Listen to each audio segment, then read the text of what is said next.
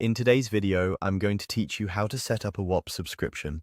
By the end, you'll have a recurring, paid product ready for customers, starting right from your home feed and moving through the product setup flow with confidence.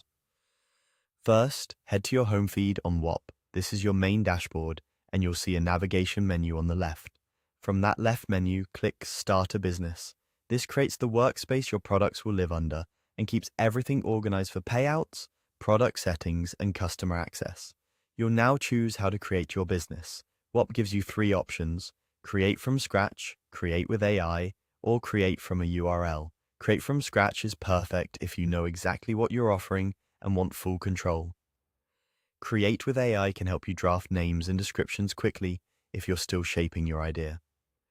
Create from a URL is handy if you already have a site or page that describes your offering and want Whop to use that as a starting point. Pick the option that best fits your workflow. Next, type your business name and click Create. Aim for a clear, recognizable name that tells people what you do. Keep it concise and brandable. You can refine details later, but a solid name helps your storefront look professional from the start. Once the business is created, go to the Products section in your dashboard. This is where you'll manage what customers can buy and access. Click Create Product to start building your subscription offering. Enter your product details, give it a descriptive title, write a concise, value-focused description, and add any imagery or branding that helps customers understand what they get. Think benefits first: what problem you solve, what's included, and how often content or access is updated. Now, select Paid Access. This tells Whop that customers must purchase to unlock the product. With Paid Access selected, choose Recurring to make it a subscription rather than a one-time purchase. Recurring billing is what enables ongoing access and automatic renewals, which is essential for memberships, content libraries, communities, and tool access.